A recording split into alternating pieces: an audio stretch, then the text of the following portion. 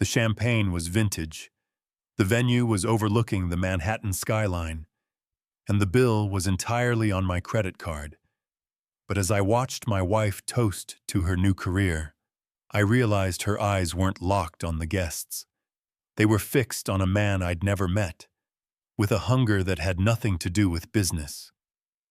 It was the moment the perfect facade of our marriage cracked, revealing a rot that had been spreading in the shadows for years. If you find yourself drawn to the quiet shattering of a marriage and the dark secrets hidden behind closed doors, stay with me. There are truths in this room that we haven't uncovered yet. The air in the penthouse smelled of expensive lilies and chilled ambition. Ethan Vance stood near the floor-to-ceiling windows, nursing a tumbler of scotch that had cost more than his first car. Below him, the grid of Manhattan glittered, indifferent and electric. Behind him, the hum of 50 conversations merged into a dull roar of networking and performative laughter. It was his apartment. It was his scotch. And as the notification on his phone from American Express confirmed, it was his money paying for the catering staff currently circulating with trays of truffle arancini. But he had never felt more like a stranger. "Ethan, darling, don't just lurk in the corner." Claire swept toward him, a vision in emerald silk. The dress was new, another line item on the month statement, and it clung to her frame with predatory precision. She looked radiant, flushed with the high of being the center of attention. This was her night. Her new job as director of the Thorn Gallery was, according to her, the breakthrough she had been waiting a decade for. "I'm not lurking," Ethan said, his voice even. He took a sip of the scotch, the burn grounding him. "I'm observing. It's quite a turnout, Claire. I didn't realize the intimate gathering involved half the Upper East Side." Claire's smile didn't waver, but her eyes tightened at the corners. A microscopic flinch he wouldn't have noticed 5 years ago. "Don't start counting pennies tonight, Ethan. Please. Julian says image is everything in this industry. We have to look the part to sell the part." Julian. The name had been a ghost in their house for the last month. Julian thinks this. Julian suggests that. "Speaking of the man of the hour," Ethan said, looking past her shoulder. The crowd near the fireplace parted, and Julian Thorne emerged. He was older than Ethan expected, perhaps in his late 40s, with the kind of silver fox grooming that required high maintenance. He held court with a glass of champagne in one hand, his other hand resting casually on the mantelpiece. He looked comfortable, too comfortable. "He's brilliant," Claire whispered, her voice softening in a way that made Ethan's grip on his glass tighten. "He's going to change everything for us."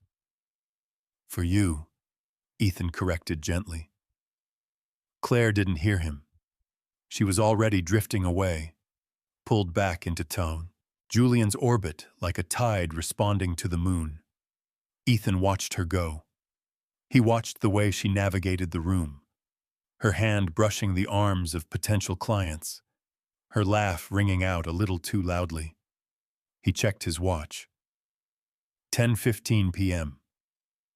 The band, a jazz trio Claire had insisted on, began a slow, sultry number. Ethan moved from the window, intending to refill his drink, but stopped when he saw the interaction. It was small. Blink and you'd miss it. Claire had reached Julian's side. She leaned in to whisper something to him. It was normal. They were colleagues hosting an event.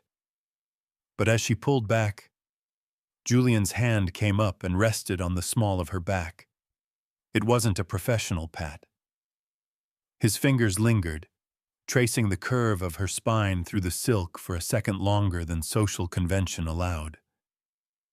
Claire didn't step away. She leaned into the touch, her posture relaxing instantly, as if his hand was the only thing holding her upright. Ethan felt a cold drop in his stomach that had nothing to do with the alcohol. In his line of work, forensic accounting, he looked for patterns, anomalies, things that didn't fit the reported data. The data presented to him was, Claire has a demanding new boss. The anomaly observed was, Claire looks at him like he's the oxygen in the room. A waiter passed by, and Ethan placed his empty glass on the tray with a heavy clink. "Sir?" the waiter asked. "I'm fine," Ethan said, though his gaze never left his wife. The party swirled around him, a kaleidoscope of wealth and pretense. He was the financier of this production, the man who signed the checks and approved the budget. But standing there, watching his wife share a private, silent smile with Julian Thorne, Ethan realized he wasn't the producer. He was just the audience, and he had a sinking feeling that he had paid a fortune for a front-row seat to his own destruction. He pulled his phone out again. Another notification. The Skylark Catering. Pending charge. $12,500. He stared at the glowing screen, then back at the man touching his wife. The math didn't add up. The morning sun hit the penthouse living room with the unforgiving clarity of an interrogation lamp. Ethan sat at the dining table, the polished mahogany surface currently hidden beneath a scatter of receipts, tablet screens, and half-empty espresso cups. The apartment was silent, save for the low hum of the refrigerator and the distant city traffic. The party was over. The guests had retreated to their own lives, but the debris remained. Crystal flutes with lipstick stains clustered on the coffee table like abandoned chess pieces. A single emerald silk shoe lay on its side near the hallway, discarded in a moment of exhaustion or carelessness. Ethan wasn't looking at the mess. He was looking at the number on his iPad screen. $32,000. That was the final tally for a 4-hour event. It was nearly double what they had discussed. He scrolled down the itemized list from the event planner, his forensic eye catching the irregularities instantly. There were the expected costs: catering, staff, alcohol. But then there were the others. Floral arrangement, expedited, $4,500. Private car service, J. Thorne, $850. Vintage champagne, reserve, $3,200. He paused on the champagne. He didn't remember drinking any reserve vintage. He remembered the Prosecco blend they had agreed upon for the general guests. "You're up early." Ethan didn't flinch. He swiped the screen to black, but didn't stand up. Claire stood in the doorway of the bedroom, wrapped in his oversized white robe. Her hair was tousled, her face scrubbed clean of the previous night's glamour. Yet she carried a lingering energy, a residual buzz from the adoration she had received. "I couldn't sleep," Ethan said, his voice flat. The invoices came through automatically at 6 a.m. Claire sighed, walking over to the coffee machine. The sound of the grinder cut through the tension, loud and abrasive. "Can we not do this right now? It was a triumph, Ethan. Everyone is talking about it. The gallery's Instagram has gained 2,000 followers overnight." "That's $10 a follower, Claire." She turned, leaning against the counter, blowing on her steaming mug. Her eyes narrowed, the warmth vanishing. "You promised you'd support me. You said you wanted this to work." "I said I would support a launch party," Ethan corrected, tapping the table. "I didn't agree to pay for Julian's private driver, or 3 bottles of 1996 Dom Perignon that I certainly didn't see being served." Claire took a sip, her gaze drifting to the window. Julian and the investors had a private toast in the study. It was necessary. That's how business is done at this level, Ethan. You can't impress people with sparkling water and cheese cubes. In the study, Ethan repeated. He looked at the closed door of his home office. He hadn't gone in there last night. He had stayed out in the main room, playing the gracious host, while his wife and her boss drank $3,000 of his money in private. "You're being petty," Claire said, pushing off the counter and walking toward the hallway, stepping over the discarded shoe without picking it up. "This isn't just a job. It's a lifestyle. If I want to be director, I have to live like one." Julian says, "I don't care what Julian says," Ethan snapped. The volume of his own voice surprised him. Claire stopped. She turned slowly, her expression shifting from annoyance to a cold, pitying disappointment. It was a look he had never seen directed at him before. It was the way one looked at a child who didn't understand the rules of the game. "That's the problem, Ethan," she said softly. "You look at the price tag. Julian looks at the value. That's why he's a visionary, and you count other people's money." The insult landed with surgical precision. Ethan sat frozen as she turned back to the bedroom. "I'm going to the gallery," she called out over her shoulder, casually, as if it were a Tuesday morning and not a Sunday. "We have a post-event debrief.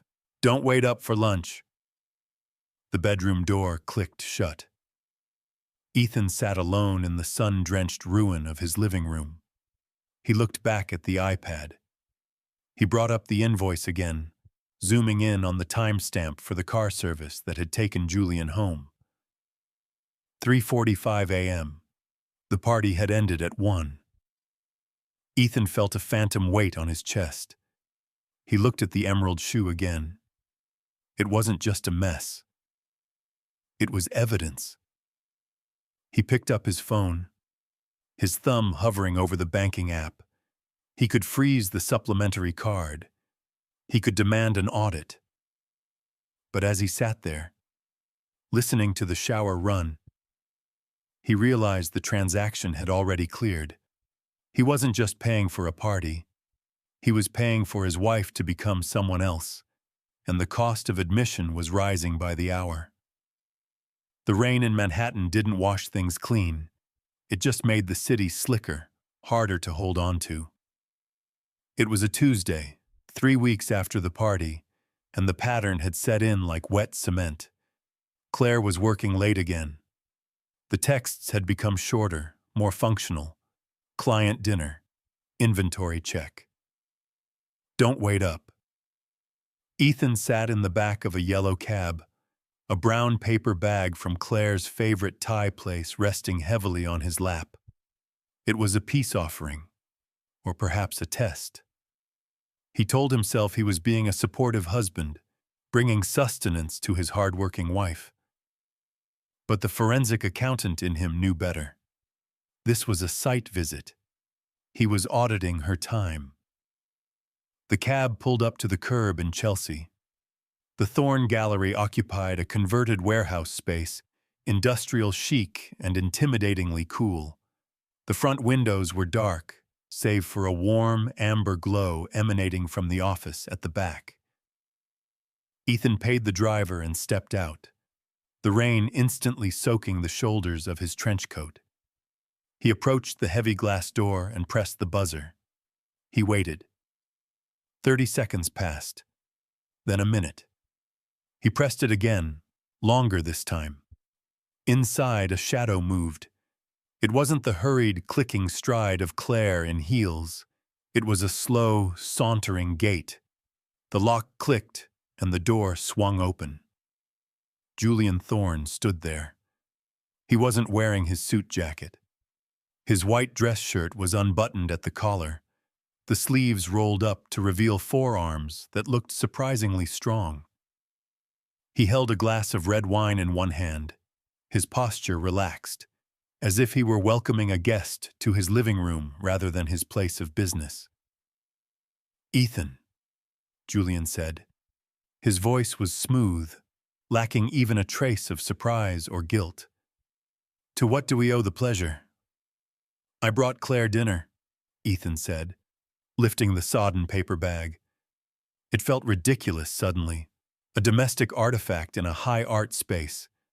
She said she was working through. Ah, Julian smiled, stepping aside to let him in. She is. We are. But you know Claire. When she gets into the flow, she forgets to eat. Come in. Get out of the rain. Ethan stepped inside. The gallery was silent, the paintings on the walls shadowy and indistinct. The only light came from the rear office. As they walked toward it, the smell of Thai basil in Ethan's bag clashed with the scent in the air. Expensive leather, old paper, and a heavy musk-like cologne that trailed off Julian. They reached the office.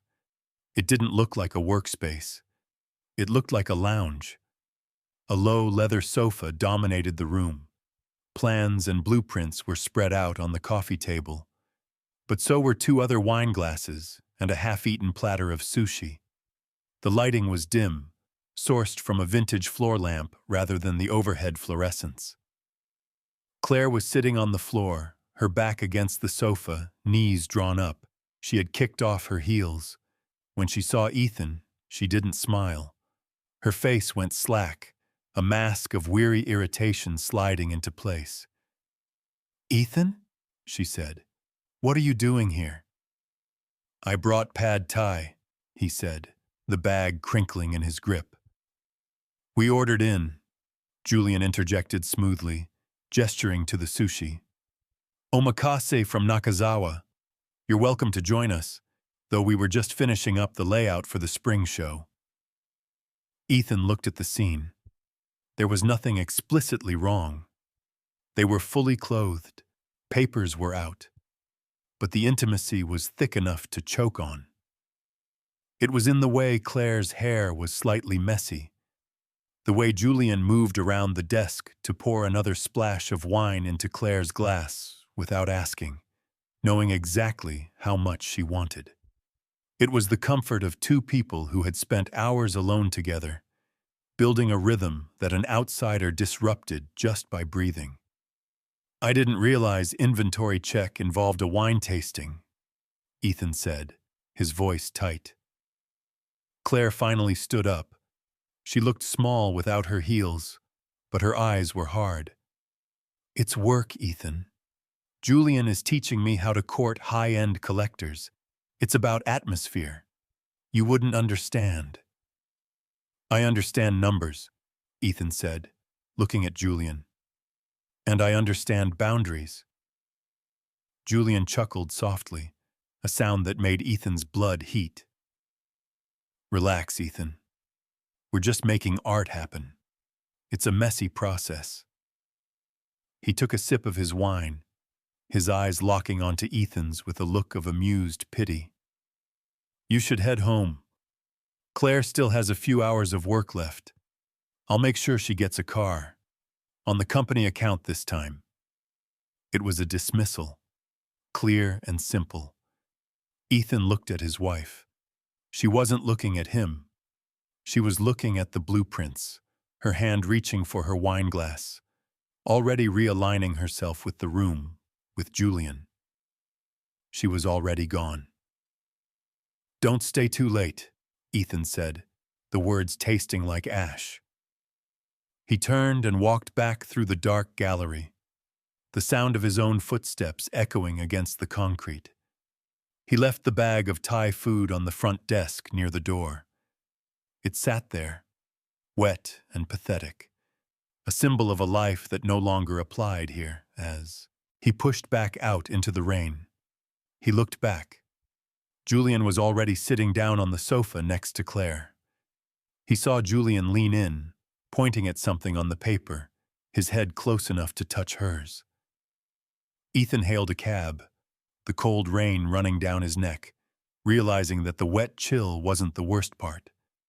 The worst part was that he had left them alone, and neither of them had watched him go. The house was quiet, a stillness that felt heavy and suffocating. It was 2 o'clock a.m. on a Friday. Claire was asleep in the master bedroom, or at least, she was lying still enough to mimic it. Ethan had stopped checking. He sat in his home office, the door locked. The only light came from the dual monitors of his workstation, casting a pale, bluish glow over his face. To the outside observer, he might have looked like a man catching up on work, a dedicated CFO grinding out a quarterly report. In reality, he was conducting an autopsy. Ethan opened the secure software he used for his high-profile cases. Usually, this program was reserved for tracing embezzled corporate funds or hiding assets in divorce settlements for Fortune 500 CEOs.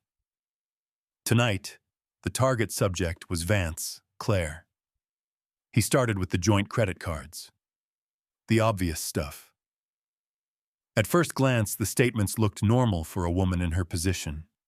Dinners, Uber rides, clothes. But forensic accounting wasn't about the what. It was about the when and the where. He pulled up the calendar on his left monitor and the bank statements on his right. He began to cross-reference. October 14th. Calendar. Art Basel, Miami. Girls' trip. Statement. A charge for a double room at the Faena Hotel. Not a twin room. A king suite. Supplemental charge. Room service for 2. The order included oysters and a bottle of heavy Cabernet. Claire hated red wine. Julian Thorne, Ethan recalled from the party, drank nothing else. Ethan felt a cold prickle of sweat on the back of his neck. He didn't stop.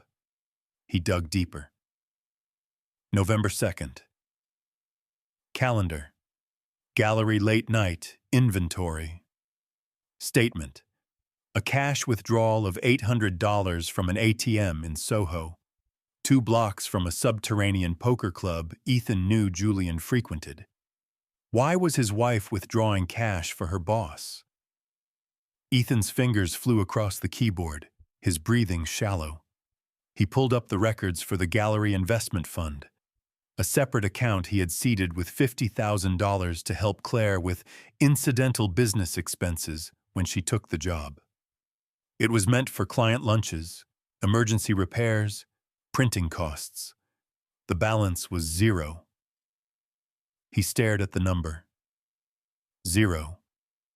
He clicked to expand the transaction history. The money hadn't gone to printers or caterers. It had been siphoned out in a series of Venmo transfers and PayPal payments to a vaguely named LLC, JT Consulting. Ethan ran a quick search on the LLC.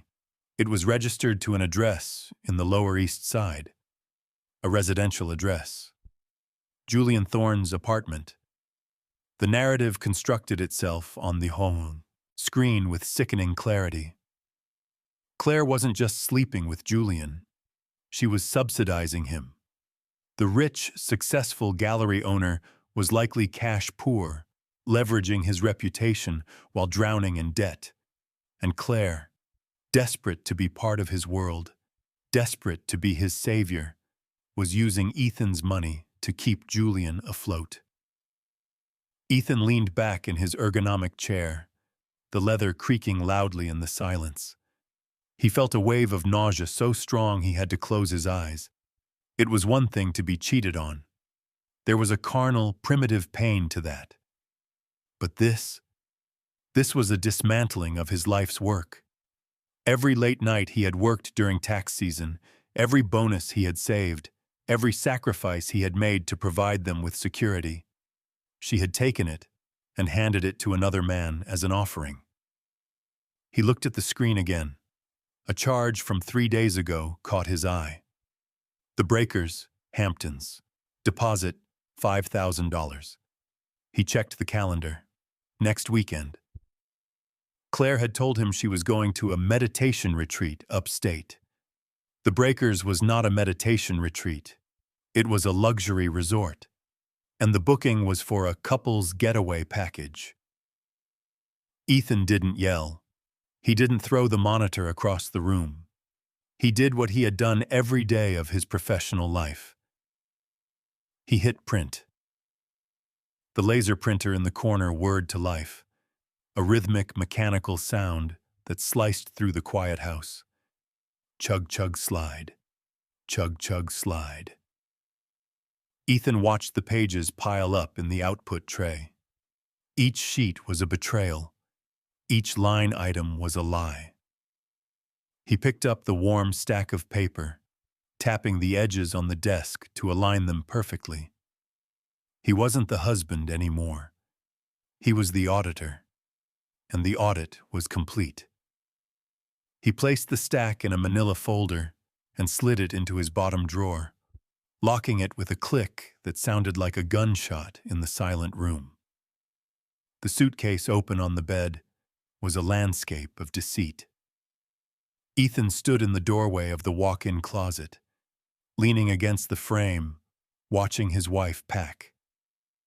It was Thursday evening. The air in the bedroom was thick with the scent of her perfume, Santal 33, a new preference she had adopted recently because she claimed it was what the art world smells like. On the bed, the items didn't match the narrative. Claire had described the upcoming weekend in the Hamptons as a grueling strategy retreat for the gallery's senior staff. A weekend of spreadsheets, restructuring, and budget talks. Yet, neatly folded in the Rimowa luggage he had bought her for their anniversary, were not business suits or sensible slacks. There was a backless cocktail dress in shimmering silver. There was sheer lingerie he hadn't seen in years. There were strappy heels that were impossible to walk in, let alone work in. "You're packing light for a strategy meeting," Ethan said, his voice carefully neutral. Claire didn't look up. She was busy tucking a silk clutch between layers of cashmere. "It's the Hamptons, Ethan. Even work has a, dress code. We have dinners with potential donors in the evenings. It's all part of the dance." "I could come," Ethan offered, watching her reaction closely.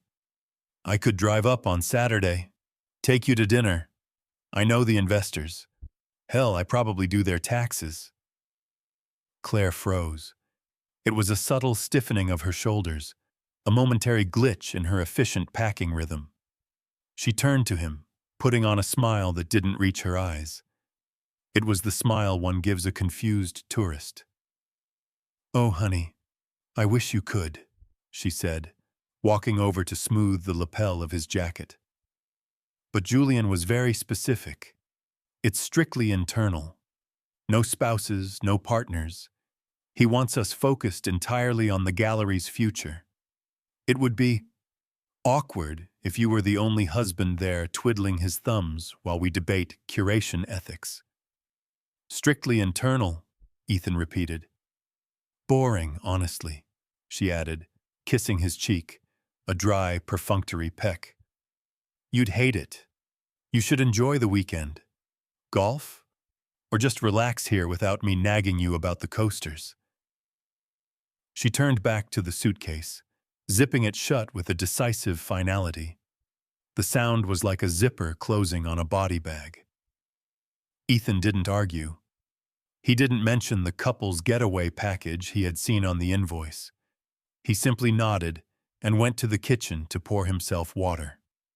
Half an hour later, while Claire was in the shower, Ethan's phone buzzed. It was a notification from LinkedIn. He had been looking up the other attendees, the internal staff, Claire mentioned.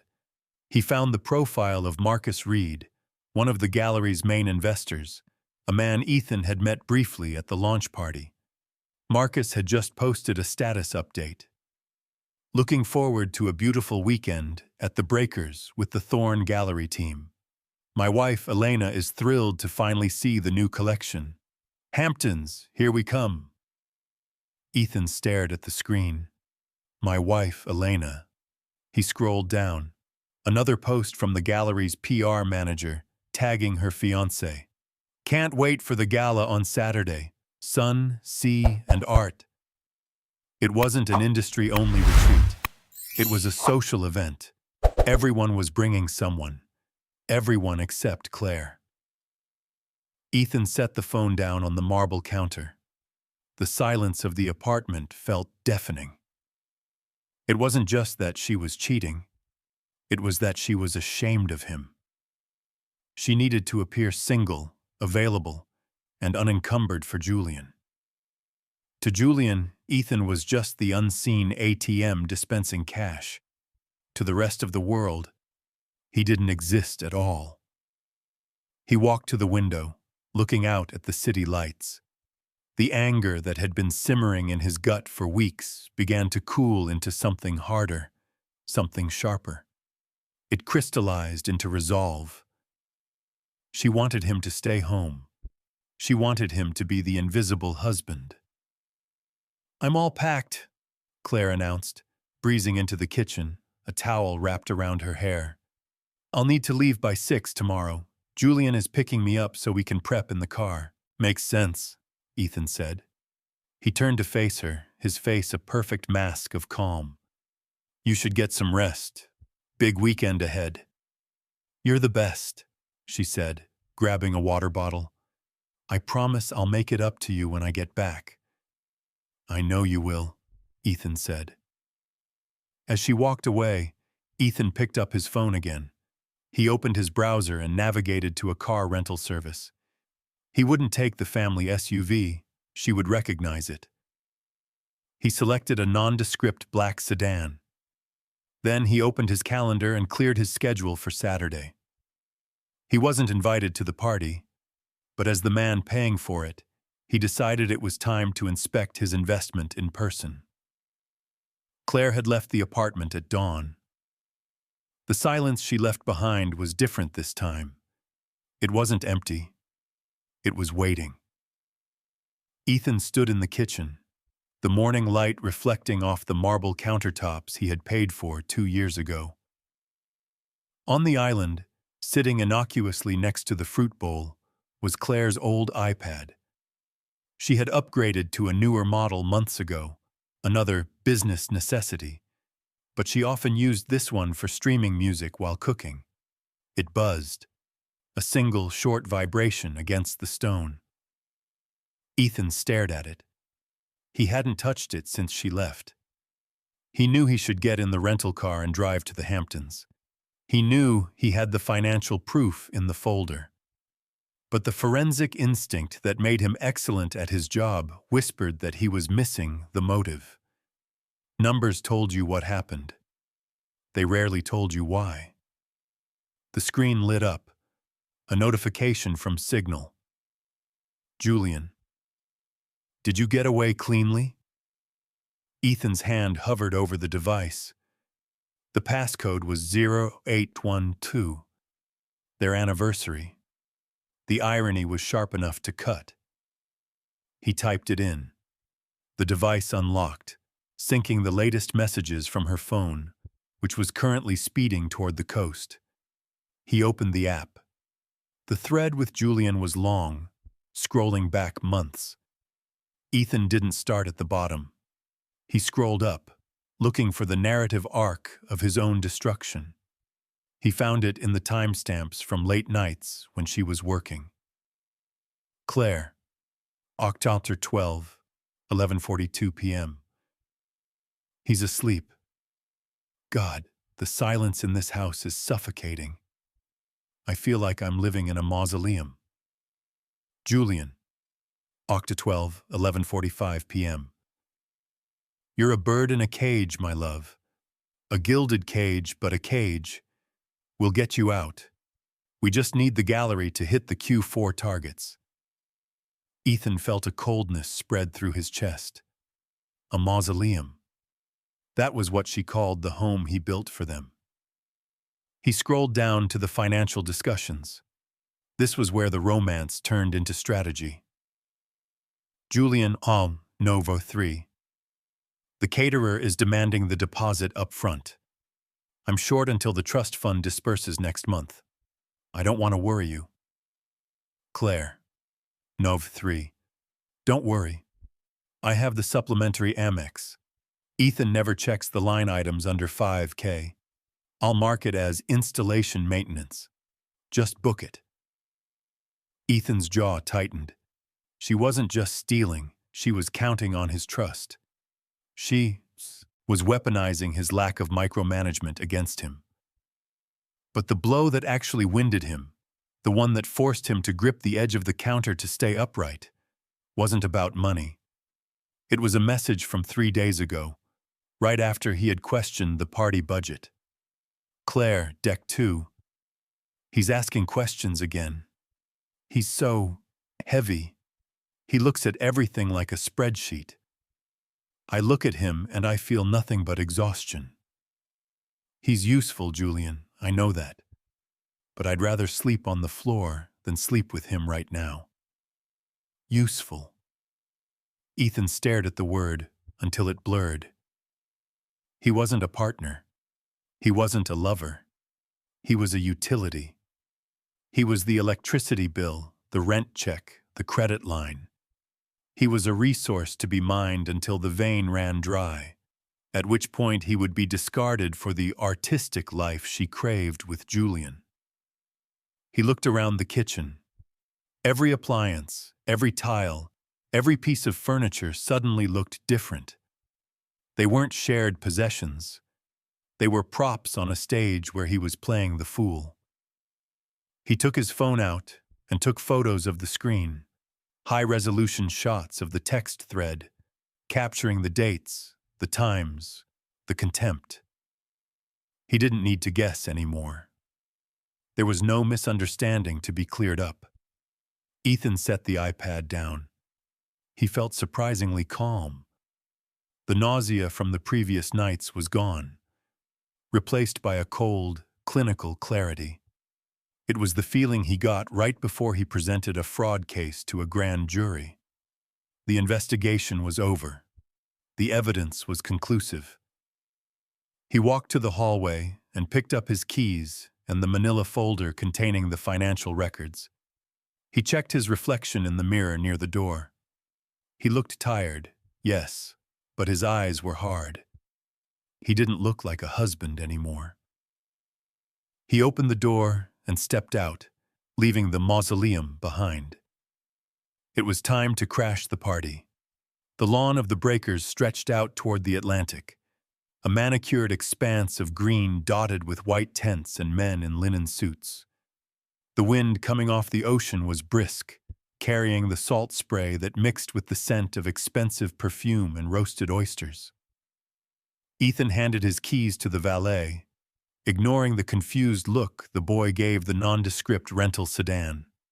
He adjusted his cuffs. He hadn't worn a tuxedo. He was wearing a dark charcoal suit, sharp, business-appropriate, and entirely out of place amidst the Hamptons casual dress code. He looked like exactly what he was, the auditor arriving to close the books. He spotted them immediately.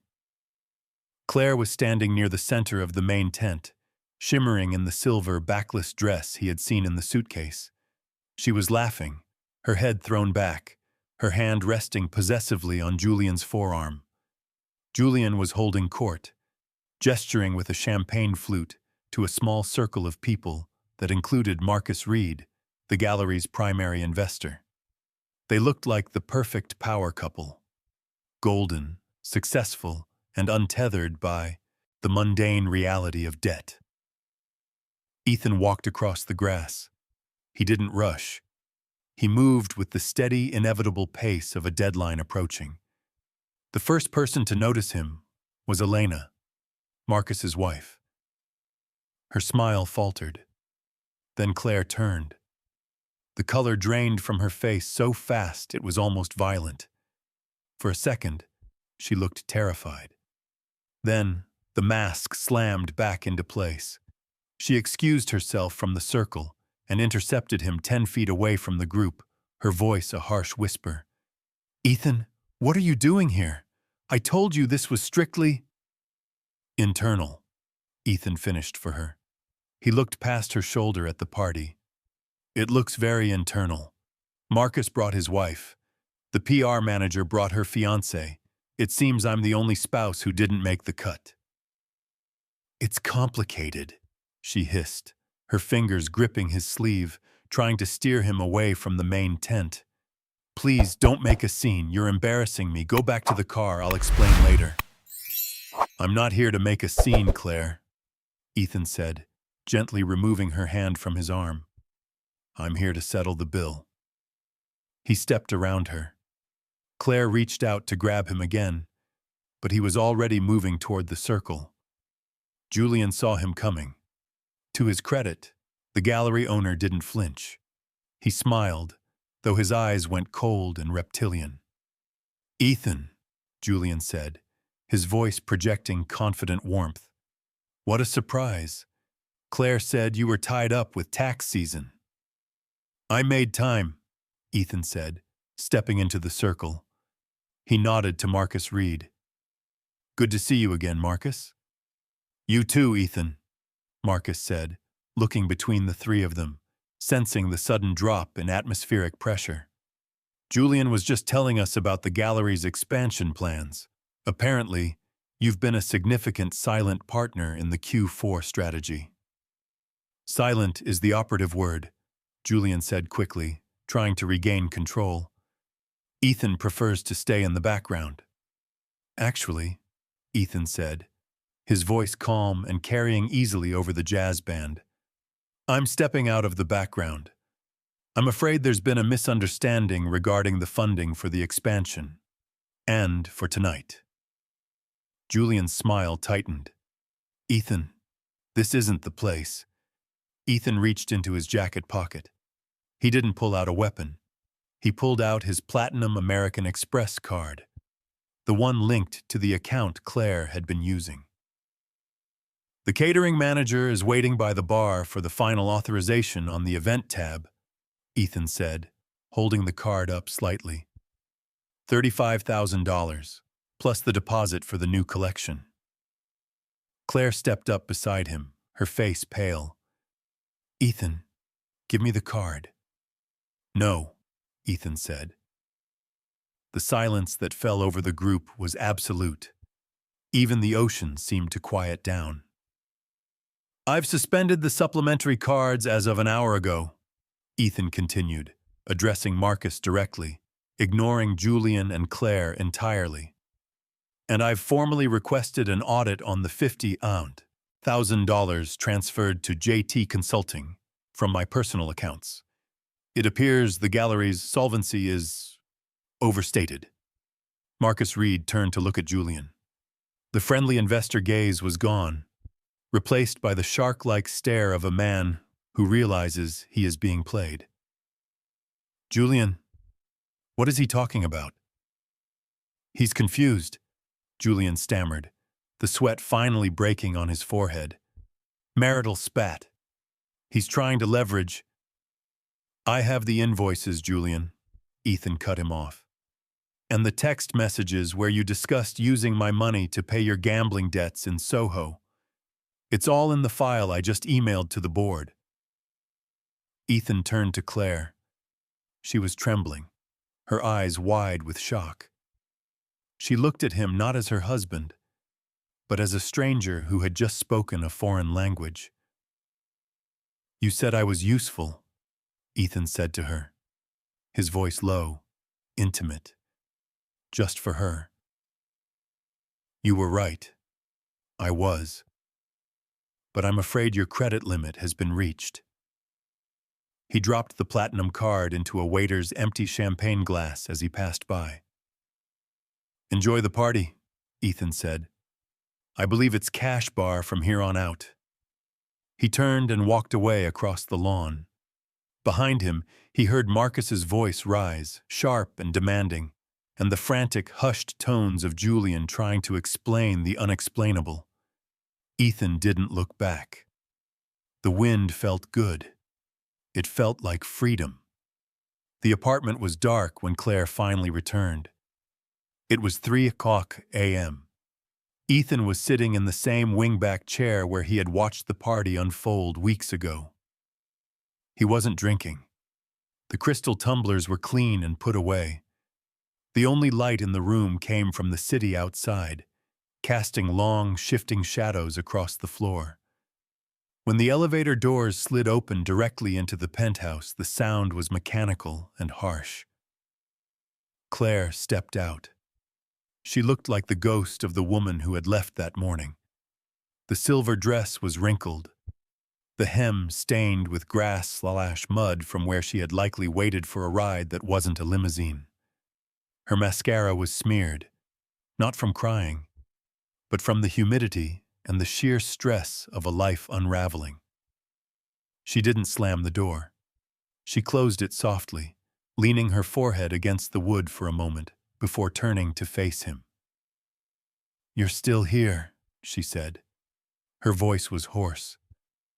"It's my apartment," Ethan replied calmly. "My name is on the deed. My name is on the mortgage." Claire walked into the room, tossing her clutch onto the sofa. It landed with a dull thud. She kicked off her heels, wincing as her feet touched the cold floor. "You destroyed him," she said, staring at the empty fireplace. "Marcus pulled the funding. The board is calling for an emergency vote on Monday to remove Julian. He's finished." "He was finished a long time ago, Claire," Ethan said. "I just turned on the lights." She spun around, her eyes flashing with a sudden, desperate anger. "You humiliated me, in front of everyone. You could have just stopped the payments. You didn't have to burn it all down." "You burned it down," Ethan corrected her. "You burned it down the moment you decided I was just a wallet with a pulse. You burned it down when you texted him that sleeping with me was a chore." Claire flinched. The fight went out of her shoulders. She sank onto the sofa, pulling her knees up, looking small and defeated. "I didn't mean that. It was just talk. It was the stress. Julian, he gets inside your head. He made me feel like I was special, like I was part of something important." "And where is Julian now?" Ethan asked. Claire looked away. The silence stretched, thin and brittle. "He wouldn't let me in the car," she whispered. "When Marcus started shouting, Julian just got in his Uber and left. He blocked my number on the ride back." Ethan nodded. It was exactly what the data predicted. A parasite doesn't stick around when the host body runs dry. He reached down to the side table and picked up a thick envelope. He placed it on the coffee table, sliding it across the marble surface until it rested near her bare feet. "What is this?" she asked, though she didn't reach for it. "The final audit," Ethan said. "Divorce papers. I've already moved my liquid assets into separate accounts. The forensic report on the misappropriated funds, the money you stole for him, is in there too. I'm not pressing charges for theft, provided you sign these and vacate the premises by noon tomorrow." Claire stared at the envelope. "Ethan, we've been married for 6 years. You can't just treat this like a business deal." "You made it a business deal, Claire," Ethan said, standing up. He felt a profound sense of exhaustion, but beneath it, a bedrock of peace. "You treated our marriage like a venture capital fund for your affair, and the return on investment was 0. He walked toward the bedroom to finish packing his overnight bag. He would stay at a hotel tonight. He couldn't sleep under the same roof as her, not anymore. "Ethan," she called out, her voice cracking. "What am I supposed to do? I have nowhere to go, the gallery is gone." Ethan paused at the hallway entrance. He looked back at her, a beautiful, brilliant woman who had traded stability for a mirage. He felt a pang of sadness, not for her, but for the version of them that had died years ago. "You're resourceful, Claire," he said quietly. "You'll figure it out. But the cost of admission to this life?" He gestured to the skyline, to the luxury, to the empty room. You can't afford it anymore. He walked into the bedroom and closed the door. 10 minutes later, Ethan Vance walked out of the building and onto the quiet street. The air was cool and smelled of rain. He checked his phone. No notifications, no alerts, no pending charges. He hailed a cab, got in, and for the first time in months, he didn't look back at the penthouse. He looked forward, into the dark, open road. The ledger was balanced. The account was closed. He was free.